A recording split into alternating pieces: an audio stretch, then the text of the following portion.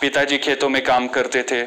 खेतों में जब काम करके उनको फुर्सत का टाइम मिलता तो वो ट्रक ड्राइवर का भी काम करते थे। कुछ मकसद बनाए थे।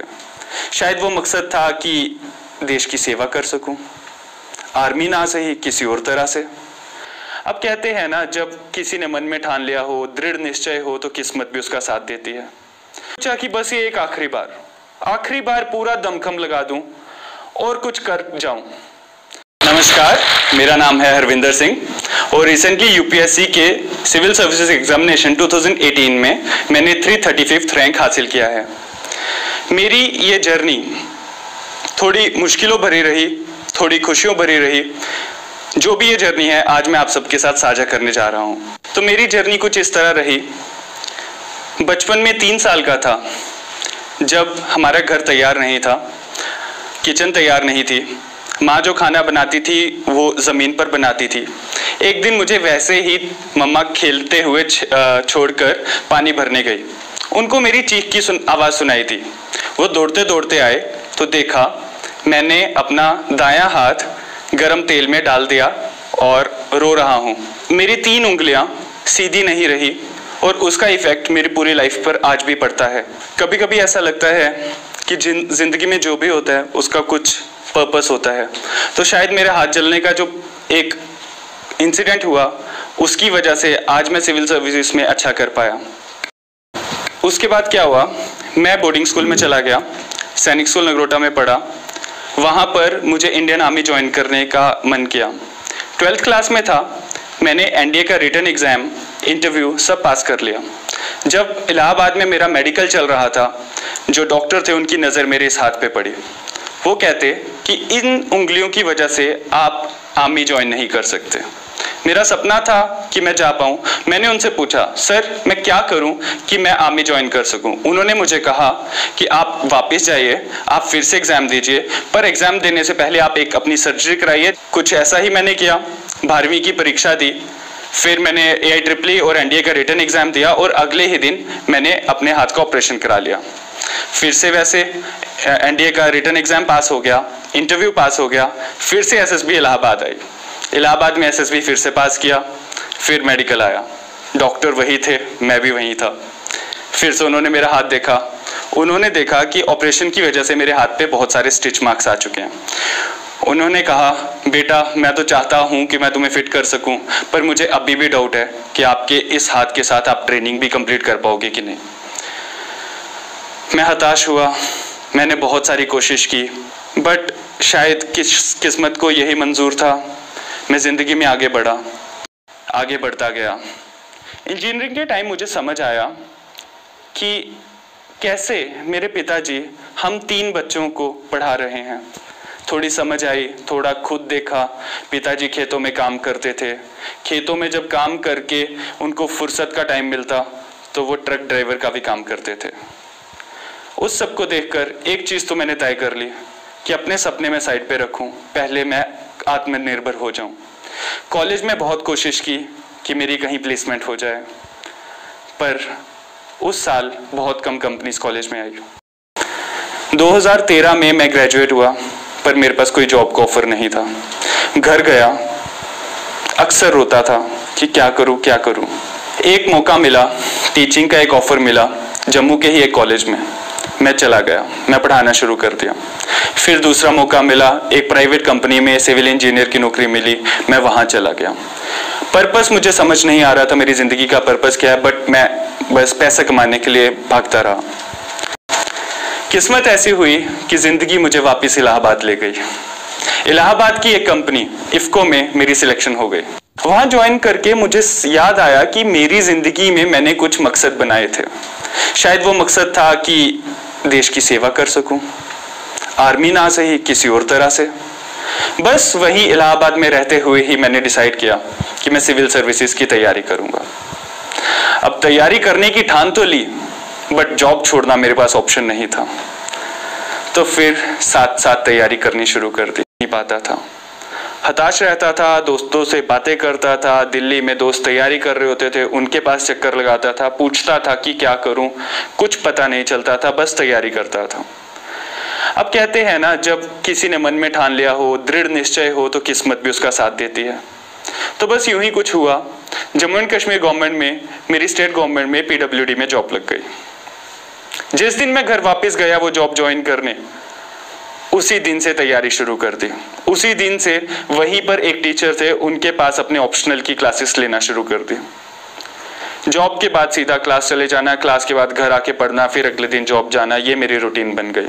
टाइम के साथ मुझे समझ आया कि एक जॉब करने वाले बच्चे के लिए और किसी के लिए भी सेल्फ स्टडी सबसे ज़्यादा इंपॉर्टेंट है। क्लासेस ठीक है, आपको किसी मुकाम तक आपको हेल्प करती है, but it has to be self study जो आपकी मेन मदद करेगी। मैंने सेल्फ स्टडी करना शुरू कर दी।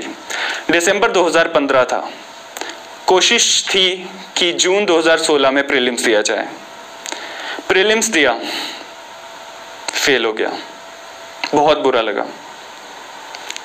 सोचा कि क्या सपने ख्याली बुलाव तो नहीं, क्या मैं कर भी पाऊंगा। फिर अपने आप को मैंने थोड़ी सी सांत्वना दी, थोड़ा सा अपने आप एक डायरी रख ली। एक डायरी पे लिखना शुरू कर दिया कि मैं ज़िंदगी में करना क्या चाहता हूँ। एक डायरी को मैंने अपना बेस्ट फ्रेंड बना लिया। एम बनाया कि चलो 2016 में ना सही, 2017 में दूसरा अटेम्प्ट दिया जाए। दूसरा अटेम्प्ट 2017 का आया। जून 2017 में एग्ज़ाम दिया, पास हो गया। प्रीलिम्स पास हो गया। सोचा कि इस बार तो अच्छा चलेगा, बट 3 महीने बाद मेंस दिया, नहीं कर पाया। फिर मेरा डायरी ने मदद की। डायरी पे जब मैंने पुराने पन्ने पलटे तो मुझे समझ आया मेरा पर्पस क्या है। फिर से मैंने तैयारी शुरू कर दी। तीसरा अटेम्प्ट था। अब मुझे लग रहा था कि जॉब के साथ तैयारी करना मुश्किल हो रहा है। जॉब पे भी अच्छे से परफॉर्म नहीं कर पा रहा हूँ और पढ़ाई में भी अच्छा नहीं हो पा रहा। तो सोचा कि बस ये एक आखिरी बार पूरा दमखम लगा दूं और कुछ कर जाऊं। इस बार कुछ अलग किया। इस बार मेरी कोशिश थी कि जितना प्रैक्टिस कर सकूं करूं। प्रीलिम्स आया। प्रीलिम्स के कोई 3 महीने पहले मैंने तैयारी शुरू की। बहुत सारे टेस्ट दिए और उसका नतीजा भी ये मिला कि जब प्रीलिम्स दिया मैं कॉन्फिडेंट था कि प्रीलिम्स पास हो जाएगा। मेंस 3 महीने बाद था। फिर से मुझे यही लगा कि प्रैक्टिस करेंगे तो ही पास कर पाएंगे। और जिंदगी में ऐसा हर जगह होता है।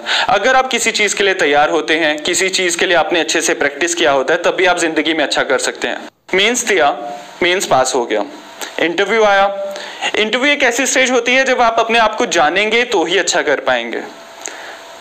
मेरी डायरी ने मुझे मदद की अपने आप को जानने में। मैं करना क्या चाहता हूँ, क्यों सिविल सर्विसेज में आना चाहता हूँ, वो सब चीज़ें मुझे मेरी डायरी ने फिर से याद कराई।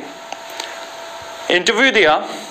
6 अप्रैल 2019 को अभी रिजल्ट आया और मेरा 335 रैंक था।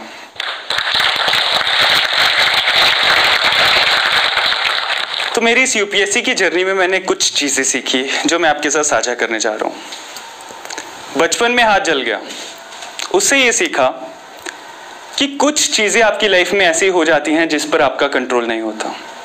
उन चीज़ों के साथ आगे बढ़ना होता है। अपने आप को एक नॉर्मल बच्चे की तरह मानिए। रुकावटें आएंगी, मेरे को भी आई, आर्मी ज्वाइन करने में आई, बट मैं खुश रहा। अपने आप को कोसा नहीं, अपनी जिंदगी को कोसा नहीं, चलता रहा और आज एक किसान का बच्चा आपके सामने ये एग्जाम क्लियर करके खड़ा है। दूसरा, जब आर्मी में जाना चाहता था नहीं जा पाया, हताश हुआ, निराश हुआ, बट चलता रहा। तो शायद यही एक सीख थी कि हिम्मत नहीं हारनी, एफर्ट्स डालते रहने हैं और सक्सेसफुल होकर ही सांस लेनी है। और सक्सेसफुल ये नहीं कि आज मैंने ये पेपर पास कर लिया तो मैं सक्सेसफुल हूँ। मेरी जिंदगी अब शुरू होती है। पहले मेरा परिवार एक छोटा सा था, आज मेरा परिवार पूरा देश है।